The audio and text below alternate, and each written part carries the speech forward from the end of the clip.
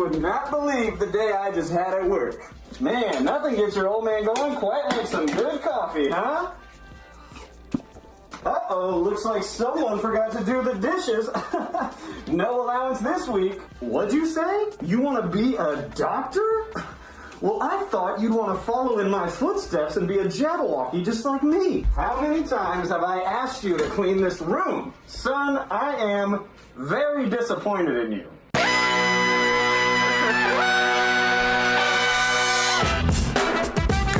Good morning, sweet world, and welcome to the No Dunks podcast on the Athletic Network. It's Monday, May 1st, 2023. That's how you start a month with a cold open like that. I'm J.E. Skeets here in the Classic Factory, and alongside me as always, that's Tass Mellis. Podcast listeners, this is for you. Next to him, it's the bearded one, my top shot hot boy, Trey Kirby. Heyo. Heyo! And last but not least, over yonder, super producer, JD. Hello. There he is. Here we are. Shout out to the stream team joining us live on YouTube. Like the vid, comment away. Please subscribe if you haven't done that already. Go get your No Dunks merch over at nodunks.com, especially if you are a fan of one of the 8 remaining teams here in the NBA playoffs. They're all there on one graphic for you, and a bonus No Dunk shirt in the corner. But yeah, we got some new gear for the Heat fans, for the Celtics fans, the Sixers fans, the Nuggets fans, all you other teams. We already had one of your shirts, so go grab one if you didn't. nodunks.com. After this classic, make sure y'all fire up Matty O and JD's latest Is This Good pod with special guests, us! Yeah, that's right. The entire No Dunks team on Is This Good this week, and it was an insane episode. We discussed novelty-sized cups, bathroom drug etiquette, Dude Perfect. There was a lot of talk about Dude Perfect. A lot of Dude Perfect. Talking to strangers at urinals, gender reveal parties. I mean, so much more. And this is one for the ages. Like, it's pure pandemonium when all the boys are back together in the factory. If you've ever wanted to hear a word mispronounced, this is the podcast for you. Is This Good is definitely good this week. Check that out. Is This Good has its own YouTube and podcast feeds. Just search for it. All right, lots to talk about, but we also had some wedgies. Let's get them into the show right now. 2 more wedgies over the weekend. On Sunday, Obi Toppin, right at the start of the second quarter, JD doing some nice zooming in there. Jimmy Butler's a little nervous. How are they going to get that down? And then in the Game 7, Warriors-Kings, we had Klay Thompson sticking one too. So 56 and 57 from Obi and Klay. Kerr loves it. We are now, get this, 2 wedgies away from setting the all-time record. 1 and we tie it, Tass. 2 and we beat it. And we're only in the second round. Wow. And there's talk out there on the internets about 60 wedgies is in play. Look, I predicted 62 during the preseason. Wow. But that was because Aaron Judge was hitting a bunch of home runs, so it kind of felt like a great meme to hop on board. But you might be right.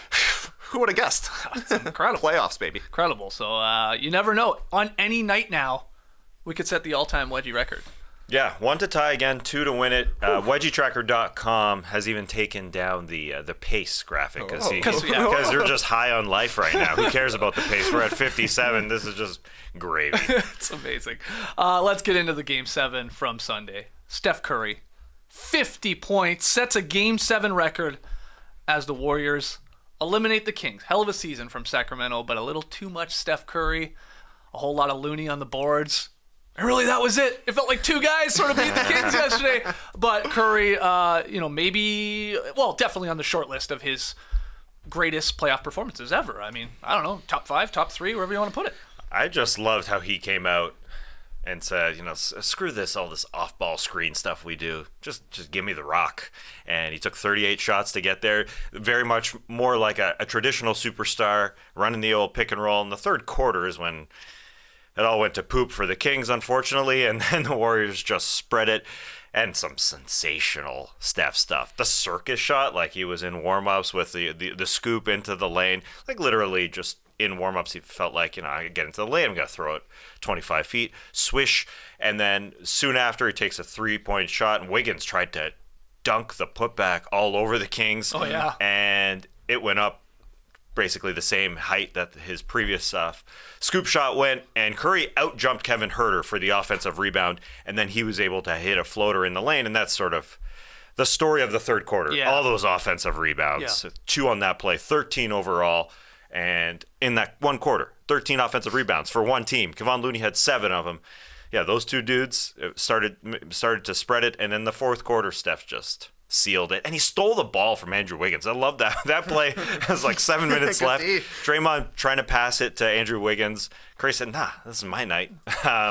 It's a stuff of lore. Yeah. He steals it from his teammate. We'll get into the pregame, or not the pregame, the speech the day before that he gave to his teammates that Marcus Thompson wrote about, where he said, "It's time." He got everybody to buy in for Game 7, and he just did it. You're right. It felt like 2 dudes out there. There was 5. Yeah. But it felt like those 2. So 20 of 38 shooting at 7 threes.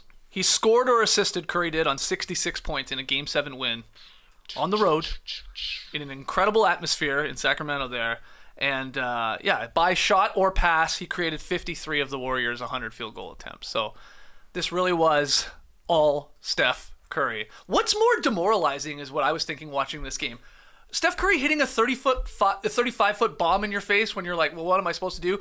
Or him doing these like crazy scoop shots, floaters, layups. Like, I don't know which one's worse. Like, on one hand, it's like, oh, the bombs in your face. But then like these like trick-like shots that you said, this dizzying assortment of just finishes and flips, and like they're sort of like layup scoops. It's weird.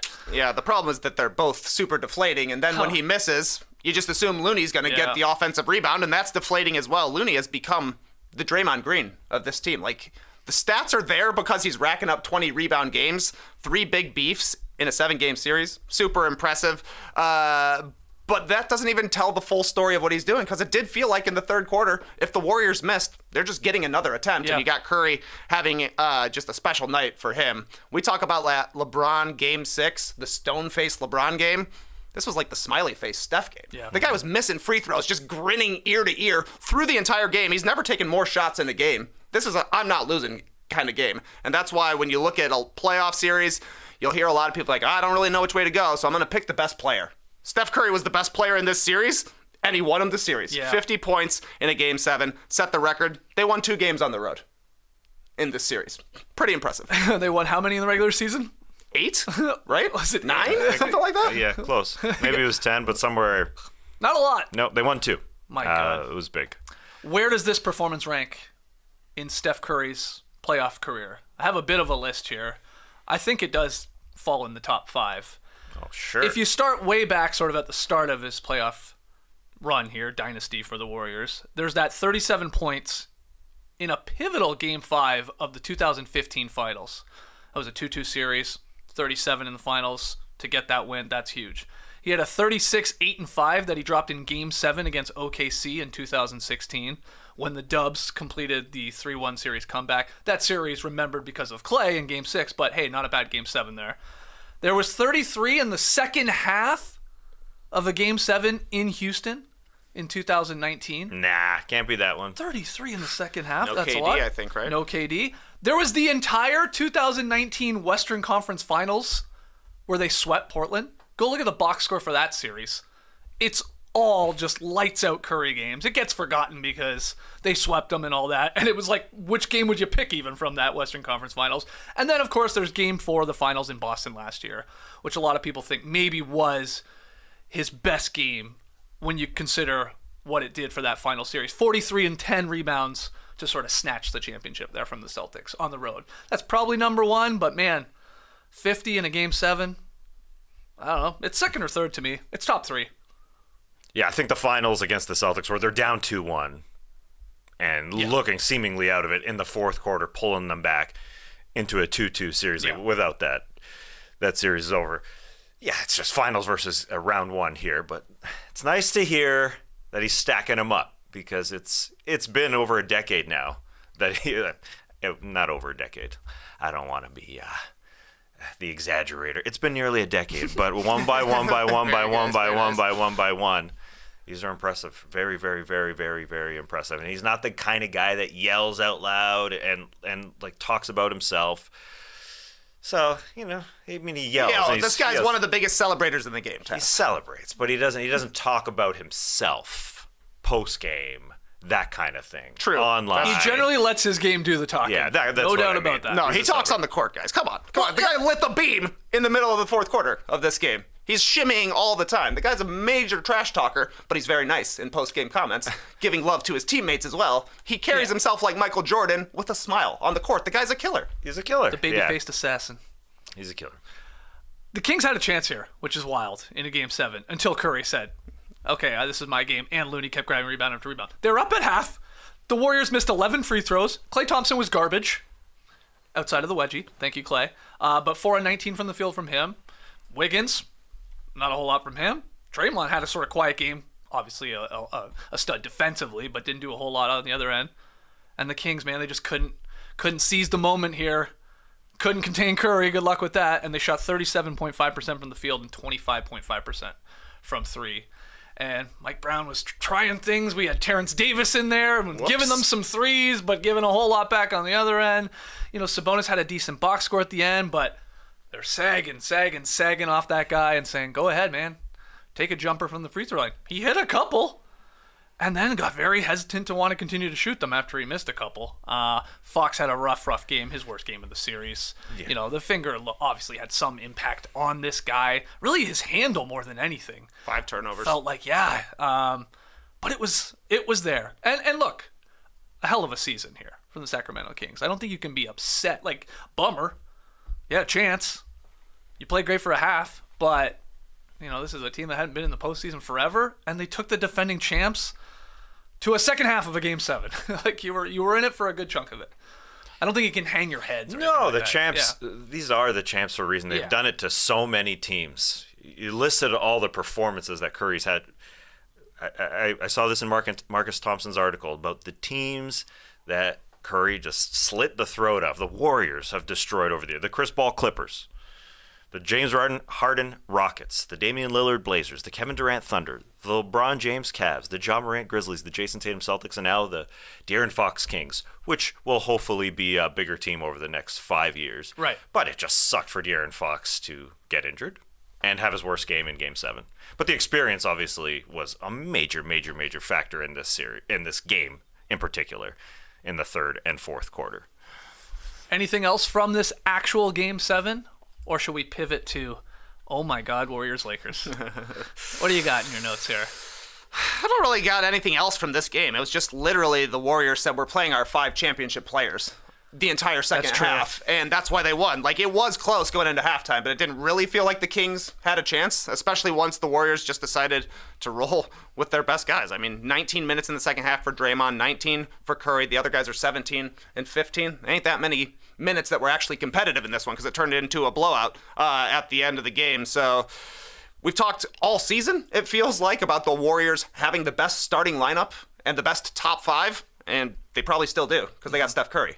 Yeah, and Steph Curry doesn't do a lot of talking in the locker room, but I think it should be talked about that he had his speech to his boys before Game 7, where him and Draymond Green apparently started texting each other at 3:45 between Game 6 and Game 7 because they were upset about losing Game 6. They both couldn't sleep. They're both old guys, even though while they're texting each other, they said, I'm pissed that Malik Monk called us old. That's going to get us revved up. But it's good to know, like a fellow old guy, can't sleep at 3:45. I'm not playing in the NBA playoffs. I just can't sleep. But those guys couldn't sleep, and Green said, I got to talk to the team. I gotta let everybody know what's going on. Curry said, I got this one. And then Green said, all right, you save it for your podcast. I got this. Yeah, so before their film session, Curry got up, and a great article by Marcus Thompson. Wiggins said the speech gave him chills, and everybody followed suit. You getting on the bus, you may be upset about your role. It seemed like he was talking to Jonathan Kuminga and Jordan Poole, yeah, for sure. And they got it done, man. They got it done. That was because of him. Yeah. Incredible. All right, let's get to previewing the NBA's wet dream. Steph versus LeBron. 2 superstars. Defined basically the past 2 decades. They meet for another clash here beginning Tuesday night in San Francisco. First playoff meeting between Golden State and LA in 32 years, though the Warriors have played LeBron 4 times. Wait a second. Say it again?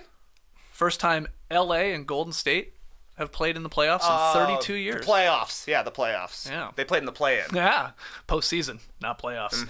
The Warriors have played LeBron 4 times in the finals over the past 8 seasons. But what's really wild about this matchup, as we show the offensive and defensive ratings from the regular season and what they did in the first round, is that in late February, the Warriors and Lakers were 9th and 13th in the Western Conference, respectively. And now one of them's going to the Western Conference Finals, for sure. What's one thing to watch in this series here that, again, the NBA must be just ecstatic about? This is probably going to set a whole bunch of records here, I would assume, ratings-wise, with the star power and the fan bases of these two teams. But the one matchup, just to start with the stars, Anthony Davis and the star of the Golden State Warriors, Kevon Looney. Those two going at it, just to see how Kevon Looney will wear down Anthony Davis over the course of a series, and how Anthony Davis will keep up, because he was incredible against the Grizzlies defensively. He was a monster, erasing screw-up after screw-up on the perimeter, just blocking shots. The Grizzlies shot 30% in Game 6, and they went home. But Kevon Looney is a tough matchup, 320 rebound games against the Kings. That doesn't happen very often. First time in like 15 years that's happened in one series. And Anthony Davis has just got a very, very difficult matchup just to deal with that guy. But on the other side, the way Anthony Davis can beat Kevon Looney, whether it's a play-in game or a playoff series, I mean, he can use his finesse. He's faster. I wonder how far he'll shoot out, how far he'll take his range out in this series. But that's the matchup I'm just watching. How Davis is going to keep up if he can just continue to be a beast. I think it kind of just flies under the radar a little bit how great he was defensively. So him versus Looney. I mean, this is a guy in Kevon Looney that wasn't even starting for a part of the season. Maybe because Steve Kerr knew he wanted to keep him fresh, and he looks friggin' fresh going into, again, the stealing of rebounds, just the stealing of the ball. Will Davis be able to just match that energy level? And will Looney be able to keep it up? I guess that's a fair question. Just that. That's going to be the possession battle. And it's going to, I think, come down to those two dudes. What are you watching, TK? The biggest question for me is LeBron's health in this one. They haven't met in a playoff game in 5 seasons, and a lot has changed for LeBron. He does not look the same as he did in 2018, and there's really nowhere for him to hide in this series. It doesn't feel like, if he's in the starting lineup. Like, it's going to be Anthony Davis on Looney, most likely, right? Probably Draymond helping off of Jared Vanderbilt, roaming all over the place. LeBron's going to have to chase Andrew Wiggins around. That's a big ask for him. On the other side, is he going to be able to hunt down Steph Curry the way he used to in the past and control this series from the post the way we've seen so many times? He was not interested in that style of play at all in round 1 against the Grizzlies. He was kind of content to just hang on the perimeter, shoot threes, push in transition when his body was feeling right. But they need LeBron to be the second best player in this series. They need Anthony Davis to dominate the series to win. I really do think the way he did against Memphis. But LeBron has to be at least as good as Curry is. And he didn't look right in round 1 against the Grizzlies. Like, Dylan Brooks may have jeopardized his career with the way he trash-talked LeBron, but he was right about some stuff. LeBron doesn't play the way he used to. He just wants to take threes right now. Maybe he was just trying to save that for later on in the playoffs, but now's the series where they're absolutely going to need it. Yeah, it definitely felt like at times LeBron, at this point of his career, is picking and choosing, when to like lock in, when to turn it on.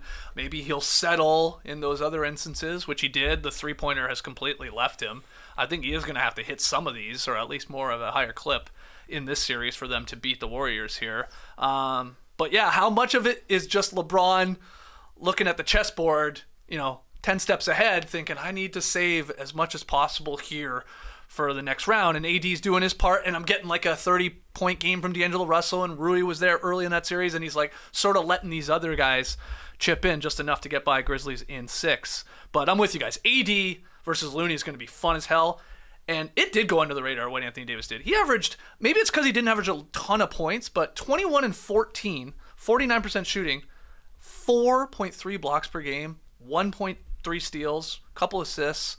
I mean, that is dominant defensively against the defensive player of the year in Jaren Jackson Jr. in that series. But yeah, Looney, he looks up for the task right now, man. Like, he's going to do work inside. We saw how he played Sabonis, but I feel a lot more comfortable with Anthony Davis shooting those mid-range sort of jumpers there than I do about Sabonis. Right. He'll take them. He'll take them, but they're only worth 2. Yeah. Which is going to be a problem because we know the Warriors are going to bomb from 3. And then you look at the starting lineup for the Lakers, it's going to be Davis, not a 3-point shooter. Vanderbilt will probably start early in this series. I imagine he's going to be unplayable as the series goes on, and Schroeder will be the starter there. And then LeBron, thus far, is a non-shooter. Yeah. So there's going to be 3 non-shooters, which leaves a lot of responsibility for D'Angelo Russell, for Austin Reeves. It's tough to create inside when there's 3 dudes just hanging out. And the Warriors, as we've seen in the past, they are flagrant about not guarding shooters. Like, Jared Vanderbilt's not going to see a defender on him for the first 2 games of this series, for the most part. If he can hit some threes, that'd be nice found money for the LA. Yeah, it'll be interesting if they do get him off the floor and just start to go with guards who can shoot, because the Warriors are going to sag, there's no doubt.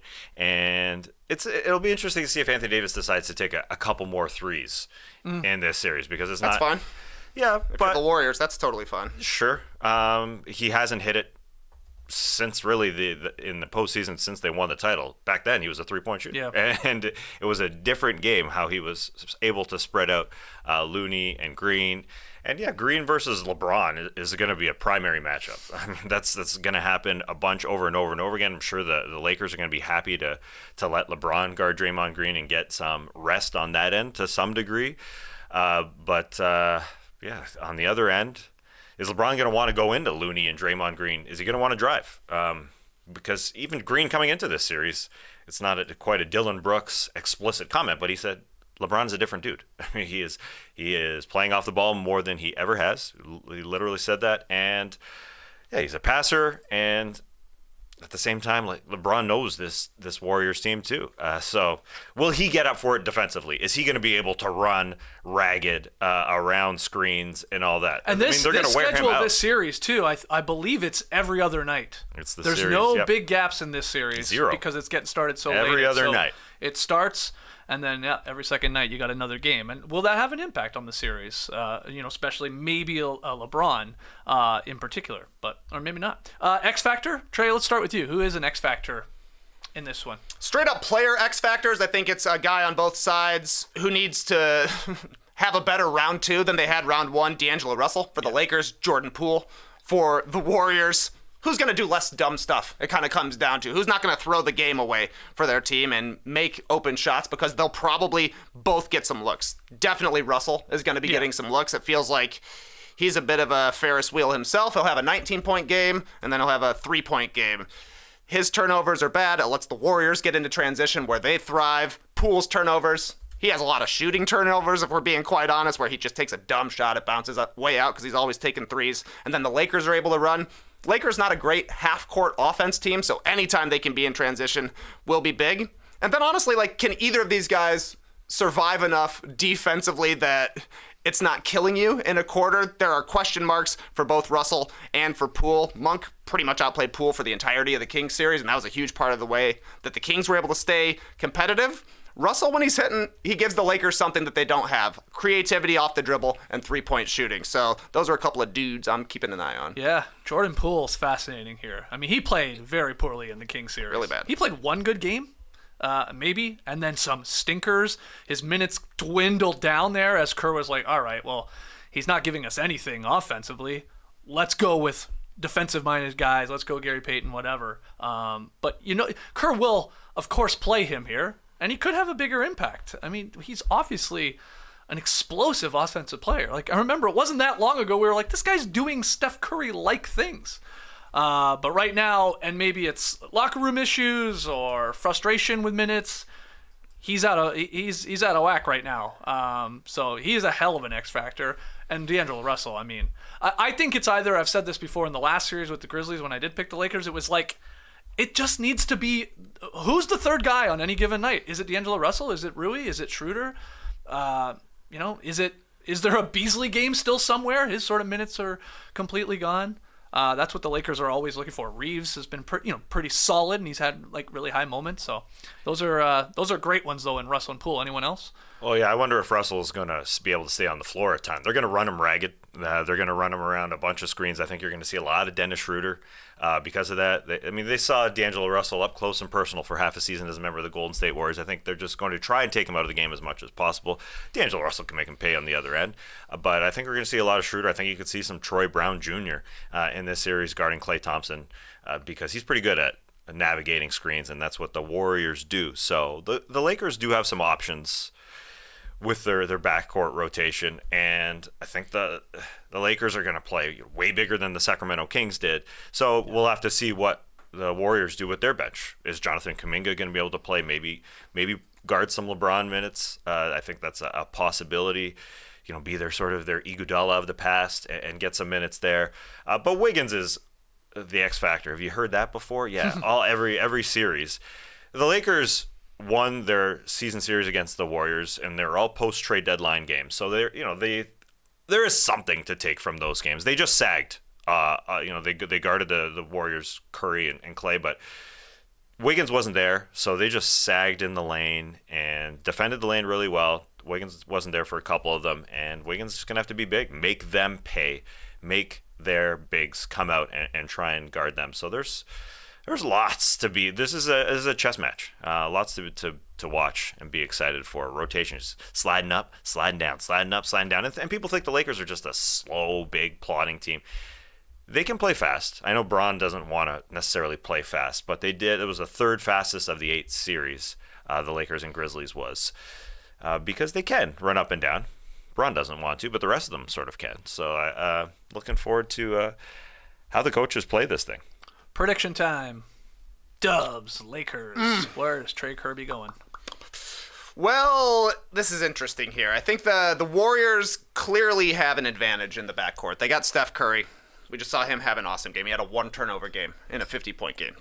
I'm winning this series, and you can't do anything about it. The turnovers are going to be huge. The Warriors, they do dumb stuff. They've been doing dumb stuff for nearly a decade at this point, and the Lakers just want to throw it back in their throats. But I don't know. I feel like it's going to be pretty hard for the Lakers to guard this Warriors team. Anthony Davis, I do think, can be an advantage for LA. He should be able to outplay Looney, but the effort Looney gives, the physicality, that could give Anthony Davis problems. We just saw Ja Morant and Desmond Bane completely light up the Lakers. They do not have perimeter defense. Warriors in 5. Warriors for in me. 5. Okay. Okay. Woo! It's a Ric Flair. Well, it is true. Desmond Bane was running around screens, and he was comfortable. He had a lot of space against that Lakers team. The Warriors are by far the team that uses off-ball screens the most in the NBA and have for nearly a decade. And they do it very, very well. And Klay is going to have some good shooting nights, even though he had a stanky in Game 7. Curry's going to have some big shooting nights. I think Poole will feel better and be able to have a good shooting night as well. So big advantage there. And I think they just won't be able to guard this team. And the question is, will the Lakers bigs be able to wear down this Warriors team? But I think that a lot is going to be on Green and Kevon Looney. They're going to size up, and Kuminga is going to play a bunch. But I do think the Warriors' offense is going to be too much. I think it's 6. I'll go Warriors in 6. As they were currently constructed, when you consider all the injuries, talking about Memphis, which team was better? The Memphis Grizzlies or the Sacramento Kings, in your opinion? I think, the Kings played better, for sure. So you would go them? Yeah. I agree with that. Although the Grizzlies, put up a little bit of a fight, missing a couple bigs, but I'm leaning Warriors in 6 as well in this one. Now, part of it is no doubt we just saw what Steph Curry did. And you're like, well, he could do that a couple more times. And you said, Trey, earlier on here in this podcast, there's a reason why we just come down to who's the best player in the series. Now, what's fascinating about it is there is LeBron James on the other side. Hell, it could be Anthony Davis, as we talked him up here. But man, Curry right now, does he have a couple more of those in him? I think so in this series. And they've had success before, obviously against LeBron-led teams. Got him once, but I think they're going to do it for that would be 4th time basically here. I'll go Warriors in 6 in what is going to be a fun-ass series that is going to have a lot of people watching. Let's hear from you guys, though. One thing to watch, X Factors, predictions in the end, Warriors-Lakers in the second round. This isn't even the conference finals, for crying out loud. Who you got? Let us know in the comments below. We're going to take our first break. When we come back, we got to talk about the other playoff games from the weekend, the Heat Knicks, and obviously the Nuggets Suns. Don't go anywhere. Bombas socks are taking over my sock drawer. I already had the running socks, which are all I wear when I jog. And since summer is approaching, I needed a refresh. I bought some no-show Bombas socks, which are also a performance sock. I actually didn't know they were a performance sock, even though I do like to perform. I just thought I was getting a no-show sock. But I'm glad they are, because they stay in place and they keep my sweaty feet dry. They are so good. This past weekend, I also saw a friend who was wearing Bombas socks. He's the host of a podcast called Is This Good? Anyway, he was on the grass with his Bombas. He stepped in a wet patch and said, "Ah, it's wet." And that's when Trey said, "I remember my first weather." Why are you wearing socks outside? It was raining all morning. He was walking around the grass in socks? Thought it was dry. Thought it was dry. It happens. And anyways, this host, Matt Austin, later put his foot up on a counter and told me to touch his merino wool Bombas socks. "They're dry. Moisture wicking worked its magic," he said. I hesitantly reached my hand and touched the bottom of his sock. Didn't want to, but they were dry. Bombas are soft, breathable, dry quickly, and Bombas gives back to those in need with every purchase. I'll tell you what's happening in my underwear drawer next time. Hey. Go to bombas.com/nodunks and use code NODUNKS for 20% off your first purchase. That's BOMBAS.com/nodunks and use code NODUNKS at checkout. All right, here in the Classic Factory, hit that like button if you're joining us live. Make sure you subscribe. A couple other games from the weekend to break down. The first game on Sunday, Game 1 between the Heat and Knicks in Madison Square Garden. The headline reads as such: Hobbled Jimmy Butler serves as decoy in Heat's Game 1 win. He's like a decoy duck out there after getting the ankle injury with about 5 minutes to go. And there was some truth to that. He didn't do a whole lot while he was out there. The Knicks probably should have went at him a little bit more, get him involved in some action. I think he chucked up a shot on the one end that was like a bit of a last-second bomb that he had no choice but to throw up. But Jimmy Closer touched the ball 2 times in the last 5 minutes. Touched it 2 times. He was a decoy. Yeah, and it worked. And the Heat really used a big third-quarter run there, 21-5 run, to take the lead that they somehow never relinquished. And they beat the Knicks there, 108-101. So, yeah, it was the takeaway. What happened in the final 5 minutes that you saw from the Miami Heat? Was it all Kyle Lowry over everything? He was pretty instrumental. Lowry was awesome for sure. So 5 minutes left when Jimmy Butler gets hurt. It's a one-possession game. And he literally was just out there hanging out. There's great breakdowns by our Fred Katz of Jimmy Butler not getting involved in any action. They literally gave the opportunity for the Heat to be able to switch out and put Lowry or Caleb Martin on RJ Barrett or Jalen Brunson, who were struggling there to finish this game. And so after that 5 minute mark, the Knicks didn't hit a shot for like 4 minutes. And a lot of it is Barrett and Brunson trying to start up top, but the Heat are just too good at guarding that action. And Lowry took over, stripping RJ Barrett, the old backpedal strip.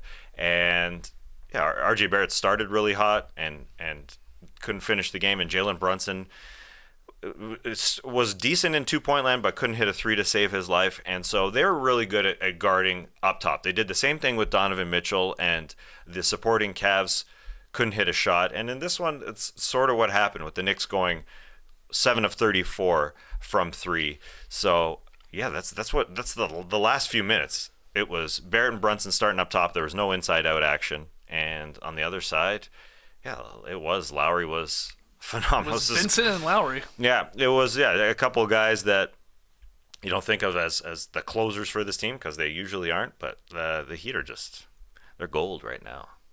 Yeah, it was a bad loss for the Knicks. I thought the fact that they didn't go at Jimmy at all after he rolled his ankle. It was a 3-point game when he rolled his ankle. It was a 10-point game like 4 minutes later. It didn't make any sense.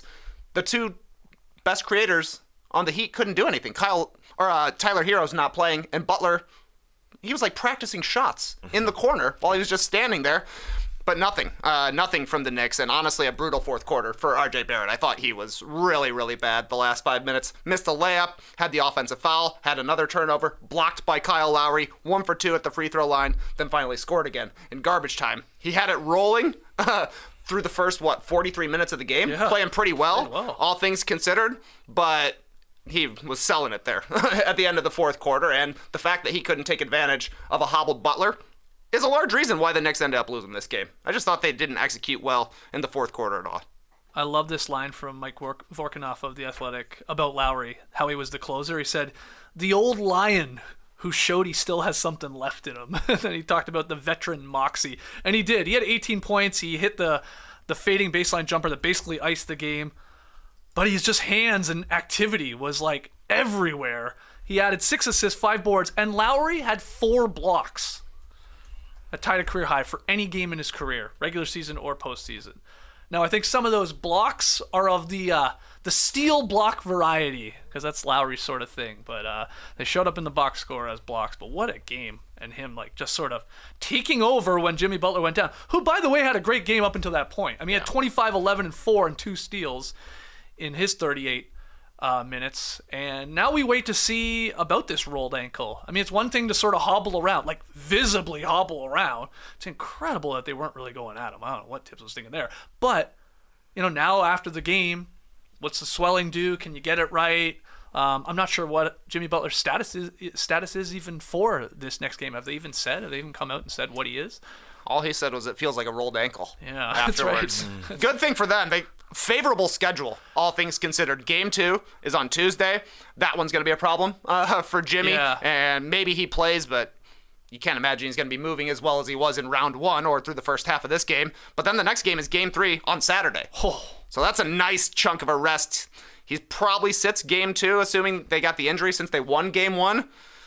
Can the Heat team, as constructed with no Jimmy, win one of games 3 or 4? That gets an even more rest if they want to try and risk it. I don't know about that. Jimmy will most likely come back as soon as he possibly can, but that break from Tuesday to Saturday is huge for Miami, I think. Yeah, the Heat don't want to pull a Giannis Antetokounmpo with the Bucks, who was sat out Game 2, and they were 1-1, and they said, I mean, there's a chance, I suppose, that Giannis could have came back in Game 3, but because it was 1-1, in part, Giannis didn't come back, and the Bucks went home. I could see Butler sitting Game 2 for sure. But a real lost opportunity there for the Knicks, who didn't have Julius Randle in this game, and the closing lineup there of Barrett and Brunson handling most of the work, along with Robinson, Hart in the front court, and Emmanuel Quickley, who struggled again, needed something.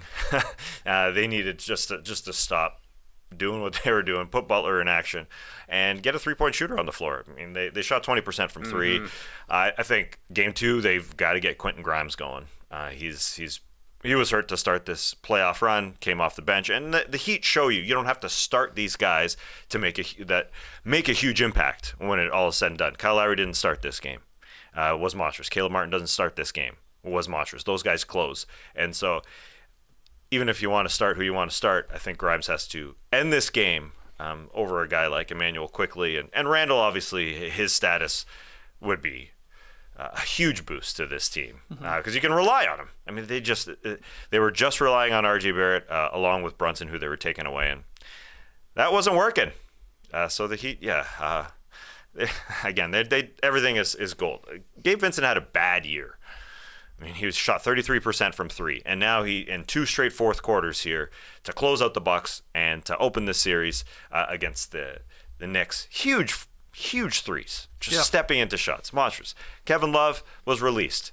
He had 16 minutes in this game. That's all he played, but it seemed like he played 30 because he had a pretty eventful 16 minutes where he's tossing his beautiful full court passes and going up to Aaron Rodgers, the new New York Jets quarterback, and saying, I got a better QB rating than you, pal. I mean, they highlighted his 3 full court passes in this game. I'd never seen anything like that. That was deflating, the way he was throwing 3 straight outlet passes. Yeah. Like, you see it all the time. Like, we saw it in the Warriors series where Looney would grab like 4 offensive rebounds on the same play. It's only one possession. It's only one basket, but it's so deflating. Oh. So by the time Butler caught that third one, and it was the one that was kind of the most well-defended of it, he just made a great play, just like he did in game 4 against the Bucks, where they just lobbed it up. Like, the guy says, I could play in the NFL. I kind of believe it with Jimmy Butler. Not with anybody else, but with Jimmy Butler a little bit, I do.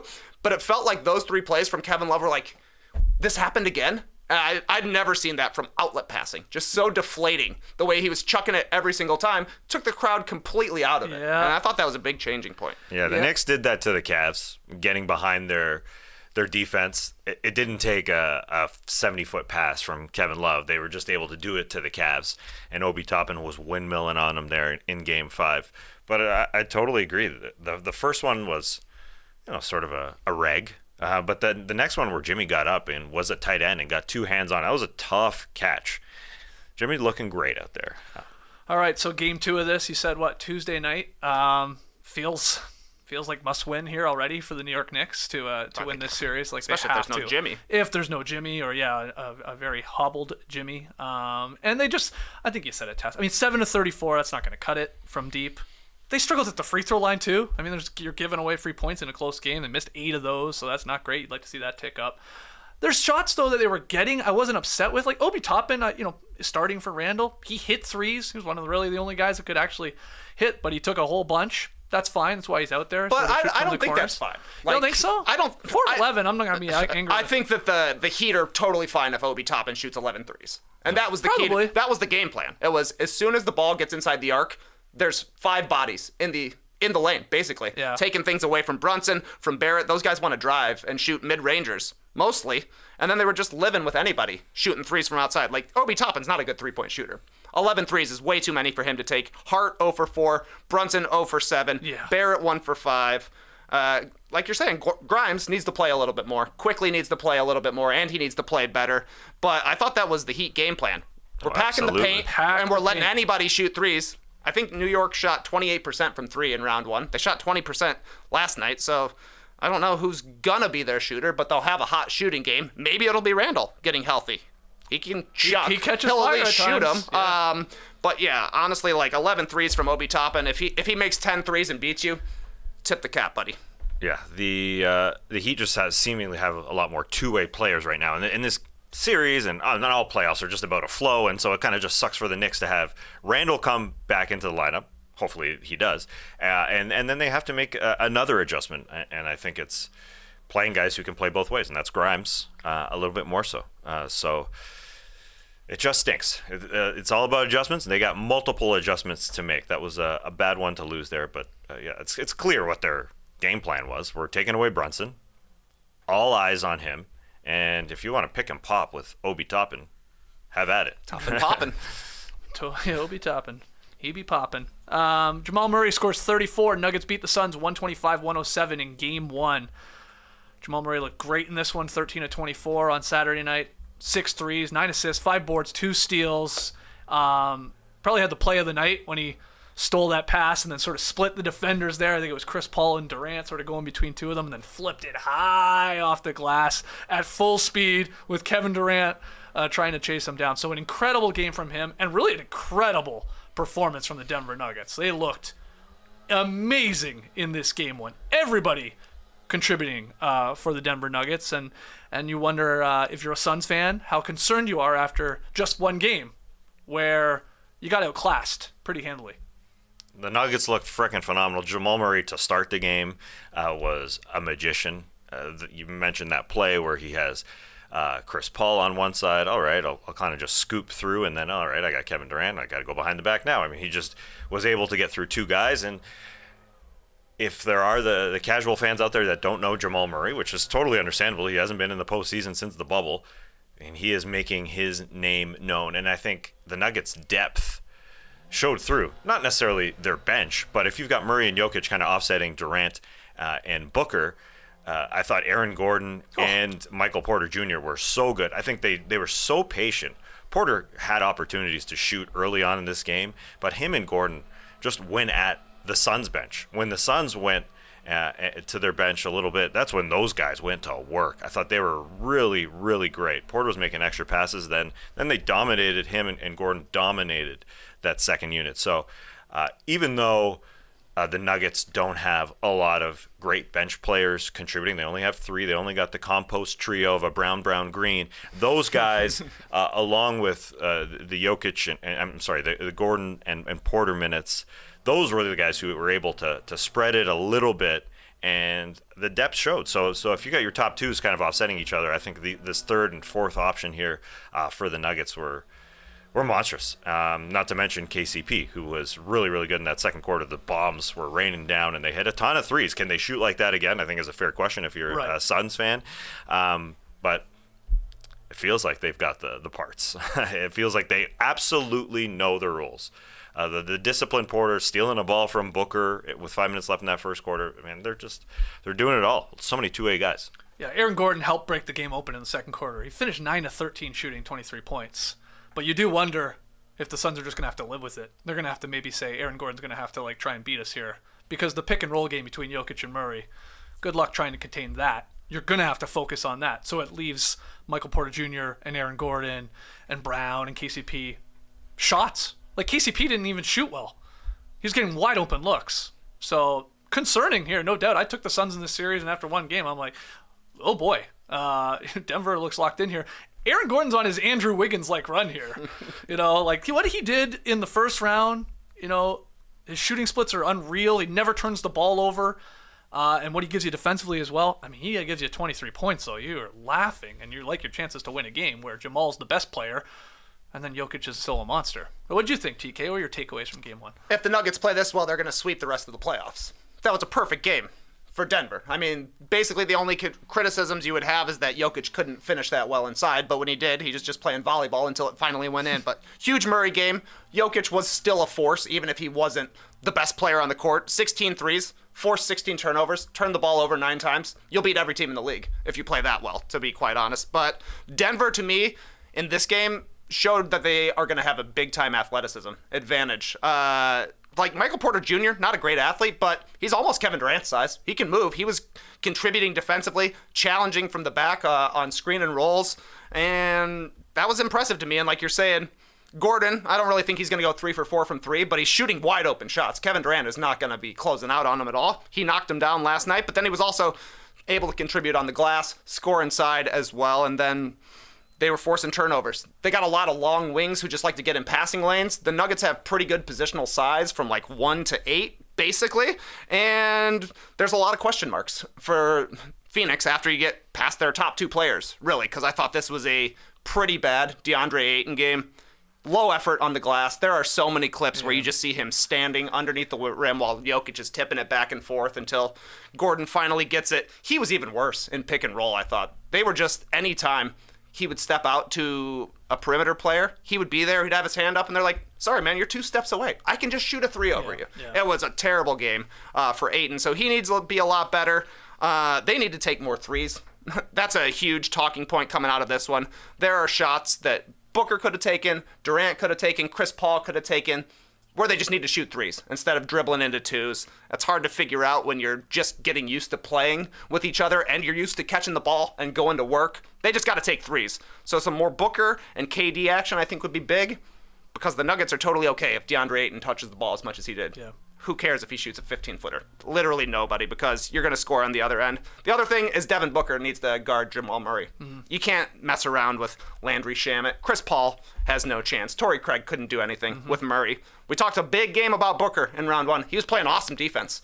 Do it against Jamal Murray. Yeah, try and contain him. Yeah, that 3-point thing is a huge talking point after this game. We knew it going into the series, talking about how the Suns just don't take a lot of them, and the math problem that maybe is going to rear its ugly head. It did in Game 1. Nuggets outscored them 48-21 from 3. This is a game where the Suns didn't shoot all that poorly from the field, but just very little 3-point shots, attempts, and then obviously makes to the Nuggets, sort of letting it rain there. Again, that pick and roll action between just Murray and Jokic to then kick out to wide open shooters. They were rolling. Monty Williams after the game said, I thought they were just more physical. They played with more force.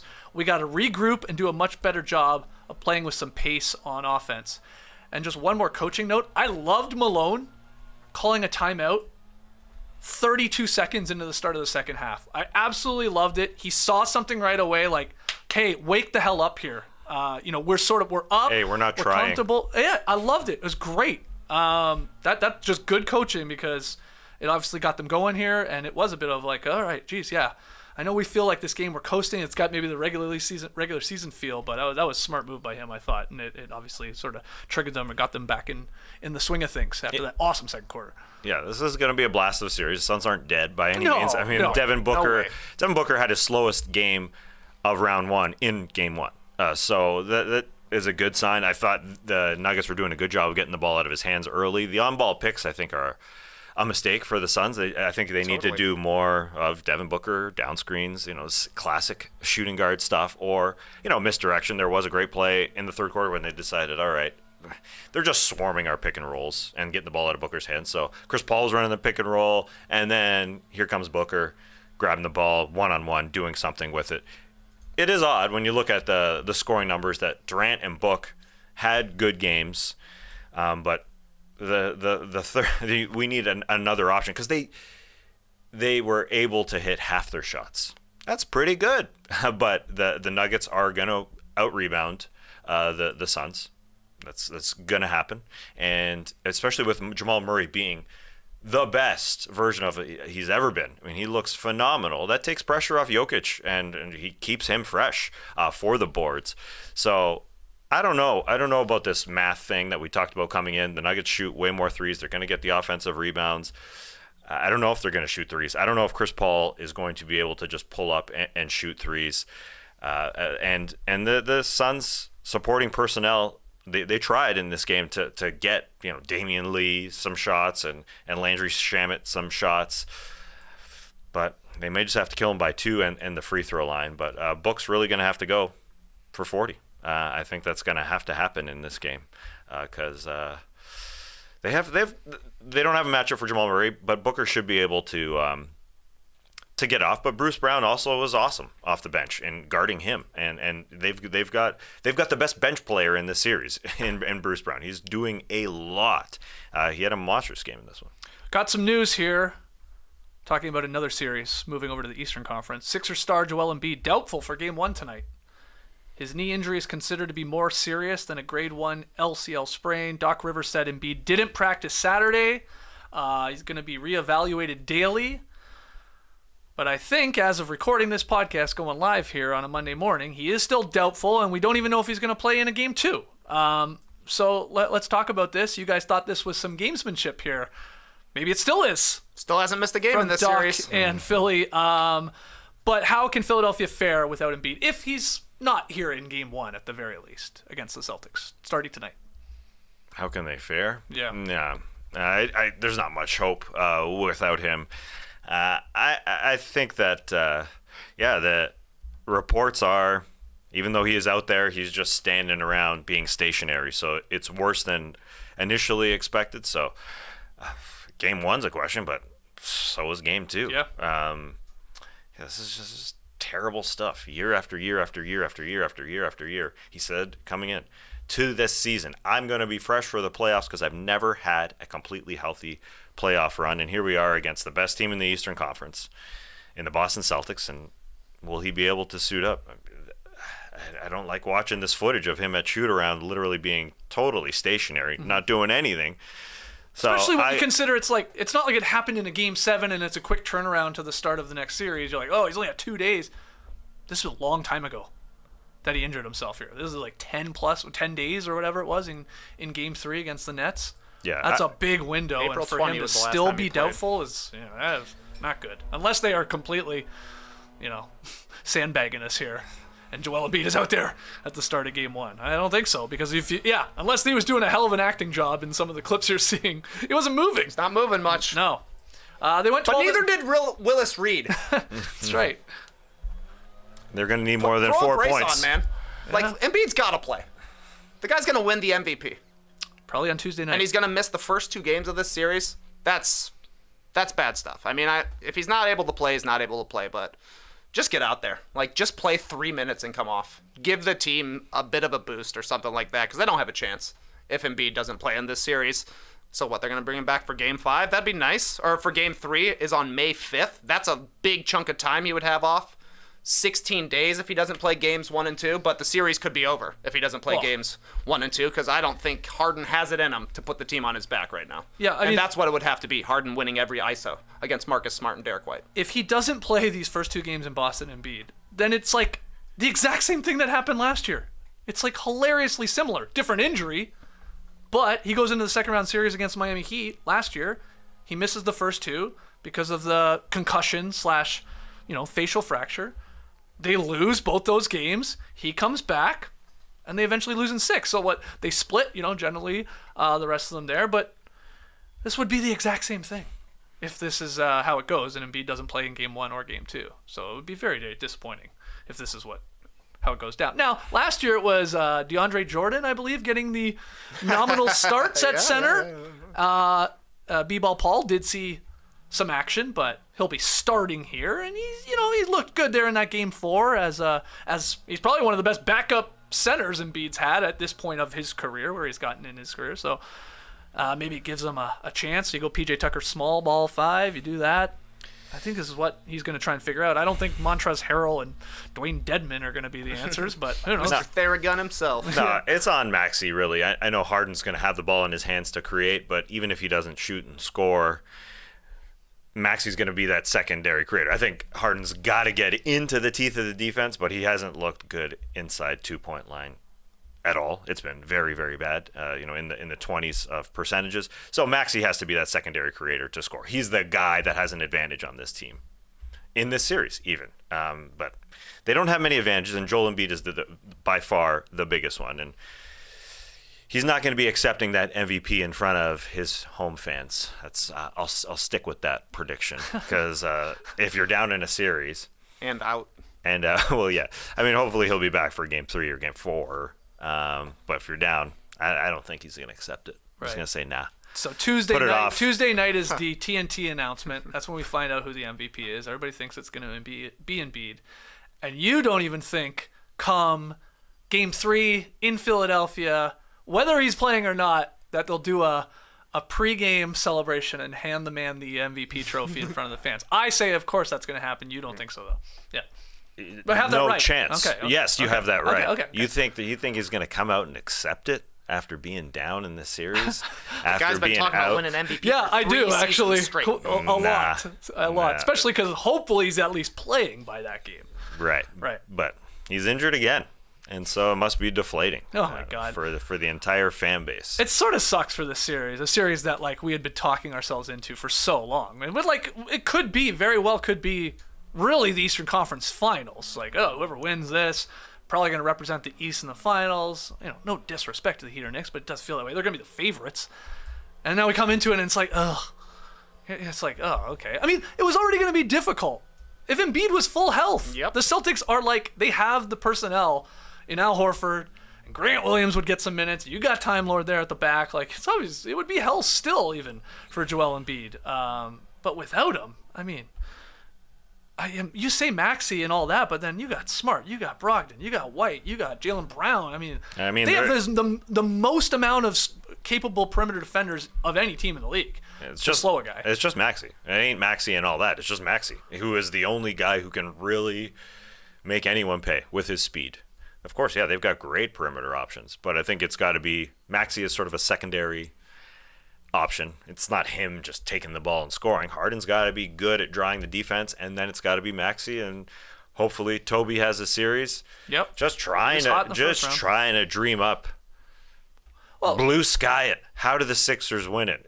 They need the Celtics to mess around too. They've shown that they're a little inconsistent. They'll play with their food, and they gotta hope that's the mindset that Boston has. Now, you wouldn't think they would. As the series get more and more important and the competition gets better and better, it's like one thing to do it against the Hawks. You really shouldn't be doing it as you move forward against a great Sixers team, Embiid or not, but they could. They had a fourth quarter collapse in a home elimination game against a 7th seed, so it can definitely happen. They take half their shots or threes. If it's a bad shooting night, you can lose against anybody, especially if the Sixers decide we're going small and we're just shooting a ton of threes, which is probably their best move if they can't get anything from Embiid. But yeah, it's you'll never want to take the Celtics in a sweep because there's one game that they're just going to be foolish. Yeah, that's a good point. I was going to ask you. Except against the Nets. I believe we all had. I believe we had Celtics in 6, all 3 of us, when we were like thinking, Embiid's probably going to play. Well, what are they doing here? This is all gamesmanship. Would you change your prediction if Embiid can't play Game 1 tonight? Would you change it to 5 for sweep? I guess okay, I'd you'd stay stay. the same. Yeah. TK? I think I'm on Celtics in 5 now. I was Celtics in 6, but Embiid is at shooting around. That's what they do today. there. Yep. All right. Hey, look. I think he's gonna play. Oh, that would be big. He's only shooting. He's not moving much. But it's all right. We just saw Jimmy. Tibbs and the Knicks not even going. A guy that couldn't exactly. move. Maybe there's just like an unwritten rule in the NBA. It's like, hey man, that's pretty ballsy. Leave him alone. That guy's out there hobbling around. We can't go at him. That's not fair. All right, let's get to tweet of the night. Tweet of the night. Wow. Twitter.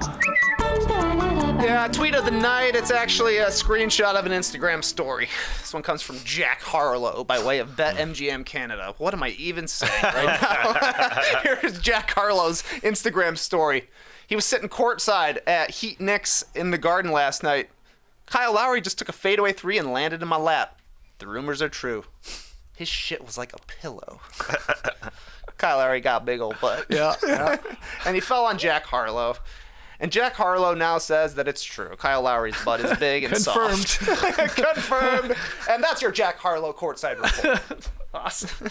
Jack Harlow's cheering for the Heat, or he's got a song called Tyler Hero. Oh yeah, he is. Seems to be friends with Jack Harlow. He's from Louisville, Kentucky. So he's a Southern boy, good old Southern boy. He's a Miami Heat fan. The only other Harlow headline I saw, I think I saw it on Twitter. He believes he's the second greatest white rapper ever after Eminem. Jack Harlow saying he's number 2. Great. Who's he replacing? Bubba Sparks? Paul Wall. Oh, the Iceman, Paul Wall. Got my mouth looking something like a disco ball. Okay. I don't know who else is there. Donnie Wahlberg had a verse or two. MC Paul Barman. Beastie Boys? I think Beastie you could, Boys, Oh, yeah. Beastie Boys. I guess you would probably say. You'd lump them. Yeah, it's a good call. Who's the best rapper in the Beastie All right, Boys? you tell us. MCA? Is Jack Harlow right? Is he number 2? Jackman He's got a new Harlow is album his out, name. doesn't he? I think that's what's going around. I don't know.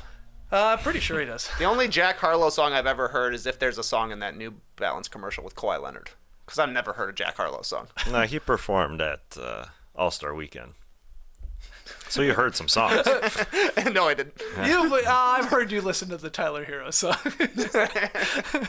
How dare you say that? We got you, man. Hey, no way. You're the biggest Jack Harlow fan. Yeah, it's true. It's true. I'm the second biggest white rapper fan on earth. What about Dave Bird? Lil Dicky. Yeah, I also haven't heard a Lil Dicky song in He's a 10 joke plus rapper. years. Yeah, man. So it's Jack Harlow, right? No, he's not a rapper. I mean, is he a rapper? I wouldn't even call him a rapper. He's Who? like a Harlow. He's like a singer-rapper. He's like a... Well, I think Jack Harlow considers himself a rapper. Yeah. I'm not consider asking. himself I'm a not baller. asking I don't who he considers. Sure. Anyways, we're going to see him Saturday night in Vegas, so you're going to see more of his stuff. Yeah. All right. Yeah, you got tickets. Usher Friday, Harlow Saturday, back-to-back Jacks. Jack Usher. Well, all the celebrities were out there in Madison Square Garden for Game 1. All your staples. I man. love it. I love it. Get them all together to see the Knicks lose a home game, just like old times. That's crazy, man. It's crazy that would happen to Patrick Ewing. Oh yeah, he was there. He had a cap on was at one there, point. yeah. Took it off though. Did you see him in the? I guess I did Little see him Beach Boy actually cap? when you make it. Yeah. When you mention it. Yep. And then you had your Stillers, and obviously your Spikes. And They've seen a lot of home losses. Yeah. They're used to it. Drawing a blank on a couple of the other John, classics. Michael J. Fox was there. Oh yeah, that's right. Pete Davidson. Pete Davidson, he's a Peter in the classic. morning. Yeah, shout out to Taco Bell. Not an ad. I don't remember who else I saw. Was Tim Thomas there? I thought I saw Tim Thomas. The Bruins goalie. No, you silly. Oh, the guy. basketball Tim Thomas. Yep. Tool man. All right, good tweet of the night. Great photo from Jack Harlow there and his legs touching wood, sitting courtside. Let's call it there. 2 games on tonight. Very excited as we hit the second round here. So we'll be talking about them tomorrow morning at 10 a.m. Eastern, live from the Classic Factory. Make sure you check out Is This Good? The whole crew, all 5 of us, got the band back together, chopping it up, talking about some insane topics on Is This Good? It felt like it was just joke after joke after joke after joke. Matty O was drowning in jokes, man, here in the factory, in the dungeon. But it's a lot of fun, so check out Is This Good? But otherwise, hit that like button, subscribe, go get your No Dunks merch over at nodunks.com, and get yourself an athletic subscription. We only referred to like 3 or 4 athletic articles here on this podcast, so go to theathletic.com/nodunk, get yourself a subscription, so they know that we sent you, and you can read all this good stuff that we're always talking about. Till then, what the hell? The music's like coming in and out. It's sort of cool. It's that new Jack Harlow. Is it cool? I don't it's know not cool. What's going on. I have no idea. All right. Technical problems. That's okay. Clipper Bros. You heard it here first. Have a great time. Turn up. Love you guys. Awesome. Thanks for joining us, and remember, another great white rapper mentioned here in the chat. The dude who sings Informer, that's Snow. Oh, Snow. Canadian legend. Leo Goman says that in the chat. The first thing Leo Goman has ever said of use ever. Shout out Leo Goman. Snow baby. Finally did it. Way to go, Leo. Good comment. Race the day, people.